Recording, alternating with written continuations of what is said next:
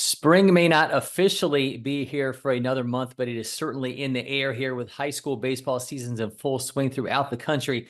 And that means it's time for Shooter Hunt to be a styling, profiling, jet flying son of a gun. This is Coffee and Curveballs, Cory McCartney, joined by the aforementioned Shooter Hunt, and who just kicked off his spring travels. And I have to tell you, I envision an Indiana Jones-like map of you traveling across the country, across the U.S., just dropping scouting knowledge at every turn. You know what? That's what I try to do. I wish I had the satchel, I guess, to go with me. A nice little hat like Indiana Jones, and even looked like a young Harrison Ford. But that's no issue. I get to watch good baseball. We had you here in Georgia at LakePoint Sports during the Georgia Dugout Club tournament. That included the unveiling of our new look fields by Geo Services. Those fields, though, they made an impression, and so too did Forsyth Central's Alex Hernandez, a Georgia Tech signee and Georgia's 11th ranked player in 2024.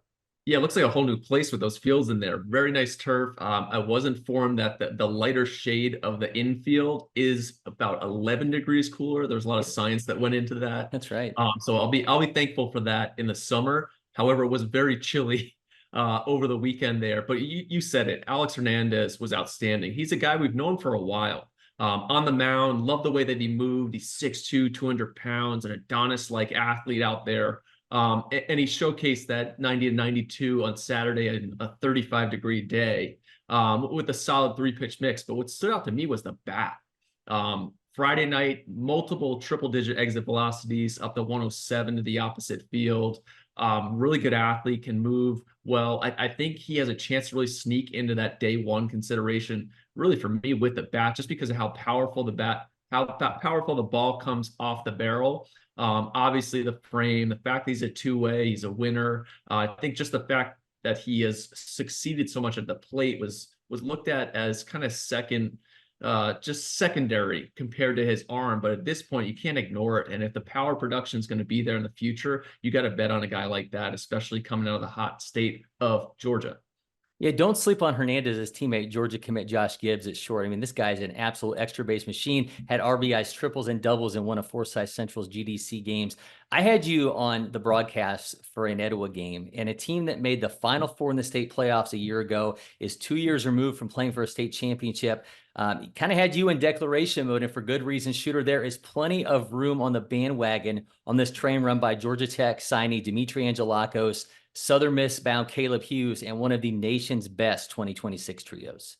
Yeah, and I think Angelakos was playing hoops throughout the weekend, so he wasn't even there. And he's right. An outstanding player. I know Hudson Graham, one of his absolute favorites in this Georgia 24 class. But Etowah hopped on the field, and it was big game from game one. I mean, they went against Walton, who's going to be outstanding this year, and kind of took it to them, and they took it to everybody. The bats throughout that lineup, the lineup really stretches well. I thought Trevor Condon, who's a sophomore at the bottom of that order right now, already committed to Miami, left-handed hitter. He can just battle deep into the counts. And on any other team, that guy's leading the way at the top of the order in the three-hole. And the fact that he's down at the bottom, it's going to flip the lineup throughout the year. But Dion Cole, who's one of the top 26s in the country at third base, he hit in the three-hole, really slowed things down very well at the plate. I think he's going to have a chance to have a big year, some impact bat potential from the right side. And then Matthew Sharman, who really stood out on the bump. I mean, up to 92, it's a three-pitch mix. He also swung it really well. And after watching Alex Hernandez throughout the weekend, I'm like, I really need to pay attention to Sharman as a bat too, because he's just so athletic. It's a physical frame. Dude absolutely competes his butt off too. He is not scared to let you know about it. He's looking to win at all costs, whether it's at the plate or in the field or on the mound.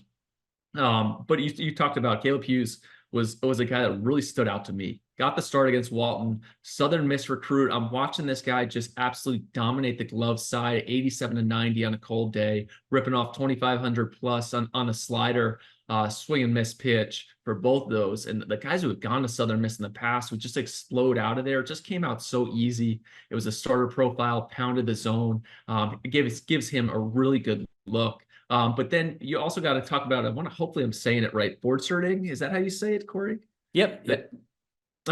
Freshman catcher just doing a magnificent job behind there. It's a premium catch and throw tool. The receiving is outstanding. Big frame. I think the bat's going to continue to come along throughout the next 4 years and even this spring as he's going against some big arms. But Etowah, I can't say enough good things. The next 3 years are going to be outstanding. I'll probably be back at GDC the next 2 years. Yeah, impressive. They made an appearance in the top 25 of Prep Baseball's first national high school rankings, which we'll get into a little bit later. You had your eye on a number of draft prospects in the Georgia Dugout Club tournament as well. So let's kind of do quick impressions on these guys. And we'll start with the number one player in Georgia, and that's North Cobb's Jay Abernathy. Yeah, and you and I talked about just this Georgia class in 24 is less separated at the top, where in the past you had those type of guys like a Drew Jones, Tamar Johnson. Each year seems to have, hey, this is that slam dunk first rounder out of Georgia. This 24 class, and it's very much like this nationally. It's kind of like a grouping. Hey, we got a bunch of guys here looking to separate themselves. Jay Abernathy had a solid weekend. It was chilly. He was not facing great arms, so did not get the best look at him in game. But can't say enough about the makeup. He was there to work throughout each week or each game, even on cold days. First guy there, ready to get his stuff in. Solid on the infield. I think professionally, it's more of a second base profile, but the quick twitch of the hands, the ability to change planes and track really stand out. Love what he's about. How about North Cobb Christian's Michael Molinax, who is just behind Abernathy at number 2? Molinax is similar to that. The hands really calmed down a little bit from the left side. It was the first thing that stood out to me, that arm bar that I'd seen in the past, where it was more of, man, he is able to do it even with that. Sometimes you see that arm bar, the hands get dead in the back there, but the bat speed streams out. He's made some adjustments from that standpoint. Can really play center field. I love the confidence he carries out there, the intensity to his game. He's just a guy you root for on the diamond. Ball jumps off the bat. I'd probably put him in that round 3-4 range for this year. But if he went off to college, it would be a guy I'm betting on who's going to succeed and force teams to really put him into that day one consideration. What about Walton catcher Levi Clark, a Tennessee signee and number 5 in the class? Well, you talk about the fact catcher, I didn't get to see him catch throughout the weekend, which is, I mean, it's not a big deal. It was early weekend. Maybe he was banged up a little bit. It's very cold out there. Their other guy did a solid job. But the bat's kind of the carrying tool for him in the sense that, yes, he can defend, but the power that comes from that right side kind of looks like a mini Pete Alonso. I guess he's not so many. It's 6'1", 200, looked a little bit leaner, just as athletic and imposing. Got some good swings off. There was some swing and miss present. He is one of those guys who is in that national grouping of some heavy hitting right-handed catchers who are all battling for the kind of the same spot draft wise. But it was a solid look from Clark. The frame looks good. The bat speed's there. Another guy that we're going to have to follow closely throughout the spring. Yeah, I talked to Levi. I thought his legs looked noticeably bigger, and he told me he put on about 15 pounds. He felt like he was losing his legs a little bit at the end of last season. And he's out to change that. Now, what about his teammate, Dane Mohler, the Clemson signee? Well, Dane Mohler had come to this event right from Florida. And Mohler kind of was similar to the big arms I got to see in Florida. His third inning kind of the adrenaline wore off of the first game and kind of getting up and down, scattered a little bit in that inning. But the first 2 innings were lights out. Pounding the zone. I think he's one of the better pitchability guys in this class. Up to 92, 3-pitch mix, solid feel for the changeup. All this stuff is kind of more average across the board, but the fact that he floods the zone, he has that pitchability, the moxie, it's a shorter arm stroke, ball jumps out there, and he can pound both sides of the plate with the fastball. That kind of makes you think this guy could be a starter in the long run. The frame stood out, really just the way he went about his business in pregame to what he did in the game. But like I said, coming from Florida where some big arms have done the same things, electric in the first 2, and then, hey, they're just building themselves up. It's good to see you face some adversity in that third inning, and Dane handled that well. Clemson recruit, I think he's going to have a big season for Walton. Yeah, I talked to him after, and not the outing that he wanted against Etowah, but I thought the curveball looked fantastic, and he felt really good about those first couple innings. So finally, Chase Fralick, McIntosh's 6'2" tower of power and an Auburn signee. I really think that Chase Fralick, and you're going to read off his stats here in a second. I'll say that for you. He's another guy where, hey, the buzz was not super strong. All of a sudden, you watch what he does at GDC, and you look back to last year and what he had done in that 7A championship, and the ability to change planes, adjustability and counts, still has the power from the left side. It's a left-handed bat.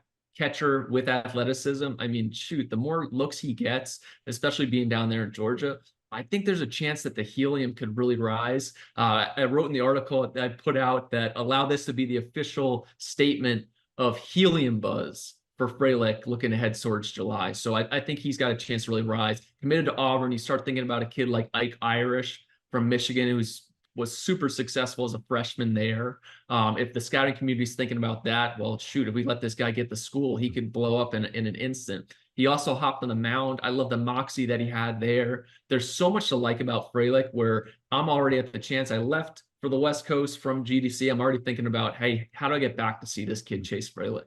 Yeah, I spent some time with him on Friday in an interview that's across the LakePoint sports channels, and I mean that's just an absolute beast at the plate. I love the way that he approaches the game, just makes it look easy. And the statistic that really stuck out to me: 105-mile exit velo off of when he ripped off the batter's eye. So Frelick just had an absolute monster There's weekend. some data departments ready to go with him. That's right. I mentioned the new fields. You talked a little bit about them. I want to get your impressions. You watch a lot of baseball, Lake Point Sports. What did you think about it from the aesthetic standpoint and then from the gameplay? I love it. And I'm sure there's going to be a lot of juniors who are coming back this year. I'll get to see a lot of those guys at the NPI, where it's going to look like an entire new place. Just the way, the vibe of the feeling. Yes, it's still literally everything's very much the same outside of the fact that the field looks completely different. So I loved it. I thought the field played very much true. I'm sure that the turf will settle in the future. So that's something we'll see. And then talking with some of the guys there just about the lighter tone of the infield, what would be the infield dirt, and the fact that it was very much conscious effort into this is a cooler version of, and cool in the temperature sense. The fact that it won't be quite as hot throughout the summer. I think they said 11.5 degrees cooler in putting this here. So a lot of conscious effort went into why that field looks the way it does. Yeah, they could have used some like those heated bathrooms. They could have put those panels underneath the fields this past weekend. They would have definitely been able Corey, to I'm use still those. thawing out from 35 and windy. I hear you. Prep Baseball unveiled its national high school rankings of the top 50 teams in the nation, dominated by 3 states: California, 5 in the top 25, Florida with 9 in the top 50, 7 out of Texas in the top 50. No surprise, it's that loaded Corona, California team that's #1 with its trio of Prep Baseball All-Americans and Billy Carlson, Brady Ebel, and Seth Hernandez. And you know what's so tough about this? Just with the season staggering so much, what date we put this out becomes ultra important, right? Corona's outstanding. They were our #1 team on the board in November. We knew Brady Ebel and Trey Ebel were transferring over there. Gave them so much more talent that they really didn't even need. It's just the rich getting richer. But then you run into the fact that the PBR California or Prep Baseball California kickoff tournament, they could easily lose some games in there. Now they haven't, but they are outstanding. But the fact that we put this out a little bit later allowed us to see some preseason stuff. There's still some cold weather states that are going to come. But you said it, Corona outstanding at the top. You got Seth Hernandez, Schiefelbein, some frontline guys who can go head to head with any team. You look at a series, the longer you play, the better they're going to be, because that lineup is 1 through 9 with All-Americans, potential first rounders. It is outstanding stuff. But then at #2, Stoneman Douglas out of Florida, who was last year's national champion for us. I got to see them in a 1 game while down in Florida. And honestly, you come at the King, you best not miss. And Stoneman Douglas has not lost a game in, I want to say, close to 60 games now. Outstanding atmosphere there at the home of the Eagles. The fans are outstanding. The music is great. They know how to play baseball. Just watching them, their attention to detail, and the way that they move, they're really well coached. You got a guy like Devin Fitzgerald, the son of the head coach. He has a chance to be a superstar throughout this year, switch hitter with some impact ability. They get a transfer, Gio Rojas, who moved into town, committed to Miami from the state of Colorado, left-handed arm, looking to go up against some big-time players there. But he's up to 94. He's going to be a huge name to know in that sophomore class. But they're senior laden. They have some really good underclassmen. But it really is an outstanding team and program there at Stoneman Douglas. So that's why they're kind of at #2. Until somebody beats them, you really got to go with that. IMG loaded top to bottom at #3. They're there in Florida. Would love to actually see a Douglas against IMG game. That would be outstanding. But if all those guys are clicking at IMG, they're tough to beat. I mean, Sean Gamble, Dean Moss, the whole squad, Noah Franco. Those are just three monster bats in the middle of the order from the left-handed side. Blake Larson, kind of the X factor for this team. If Blake Larson turns into that electric arm that I think he can be, they're going to be hard to beat. It doesn't matter who they're going against. They do a great job. National schedule. IMG is not going to be scared to play anybody. So that's kind of the top trio. Orange Lutherans off to a big start in this year. I don't think their pitching's quite as deep yet, but they just keep winning. They know how to play the game. Coach Eric Borba does an outstanding job there. His entire staff, they can really hit. Derek Curiel, Ben Ryland in the outfield can go get it. I swear that the two of them have been on varsity for at least 7 years. They're Orange Lutheran. But it's an outstanding team. Gary Morris, a right-handed arm in the 26 class, uncommitted kid to really watch. Brady Murrieta behind the plate. It just goes on and on. And then Josiah Hartshorn, who I think is going to have a monster breakout summer. I think the scouting community is going to really get behind him. Just hits the ball hard. He always hits, leaving tons of guys out because it's a full-on college roster there at Orange Lutheran. But it's the tough thing about these rankings is the fact that team like Orange Lutheran, they are going to lose some games. They are going up against potential first-round arms, slam dunk Power 5 arms in every game they play. And there's several teams on this list that are in the same boat. So it's one of the balances for us internally when discussing these rankings is how do we deal with some of these losses? You talked about a team like Walton, who's going to have an outstanding year. They lose to Etowah. Hey, baseball's meant to be played every day. We can't just bet everything on one game. So that's something to follow. And then Texas Flower Mound, who was sensational last year. Danny Wallace does a great job with that program. They just reload. The talent just keeps coming. Really strong up the middle. Zane Becker's an Arkansas recruit, catcher behind the dish. Sam Erickson, an A&M recruit in center field. They're going to do a great job there. And then, they got the frontline arms. I think one of the big things for these rankings, you have to have the arms to compete, right? At least have somebody at the front who can go head to head with these other teams. That's something we took into account with this. And also winning matters, right? At the end of the season, if you're not winning state tournaments, if you're not winning your last game, it's going to be tough for you to beat out somebody from these other states who is winning their last game. But Lowndes down by you, who was outstanding last year, they're kind of at the forefront right now in the state of Georgia. We got Archbishop Moeller, who is one of those, I would say they're kind of the preeminent team this year from a cold weather state. And they have a guy from our Super 60, Kellen Klosterman, go out there and get it. He'll go head to head with anybody, right-hander, committed to Notre Dame. Zion Theophilus, who's committed to LSU in the 25 class. He's running it up into the mid-90s. Luke Papano, Ole Miss recruit. They're an outstanding program coming off a big year last year. And I'm just rolling through this top 10. We might have to do all 50 teams here. So, I mean, you kind of take me into an interesting topic then, because you got a lot of household names within that top 5. You got, Stoneman Douglas, IMG Academy, 2 and 3 respectively, as you mentioned. Orange Lutheran at 4. You go down through, Archbishop Moeller, Harvard Westlake at number 9. Tell me about that balance of previous performance and expectations when it comes to putting this list together. I think especially for the teams that haven't started yet, the expectations, that's what you're ranking, right? From early on, hey, this is the expectations of the season. And we go around into our boots on the ground scouts. We got 100 guys going state to state. What's going on in your state? Hey, we're going to be reactive to what happens, right? By the end of the year, hey, this team, if Corona's sitting at 10-10 at the end of the year, it doesn't matter how many prospects they have on their team. They are not the best team in that state. Somebody else has taken over and has shown it on the field. What happens on that field? How do these teams perform head to head? That stuff we'll definitely be looking at. There's also, you'll go through Texas, who has 3 weekends of spring break tournaments, where by the time you get to game 4 and 5, those coaches are preparing for district play. They want to see some other guys. So there may be some losses there. We take that into account, right? We're really locked in on that hyper local level with our state guys where, hey, this is why this game happened. But if we're rolling it up head to head, your best versus our best, we are definitely taking that into account.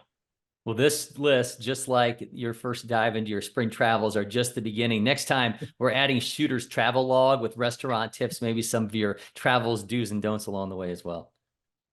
Love it. All right. Until next time, I'm Cory McCartney. That's Shooter Hunt, and we'll see you at the Diamond.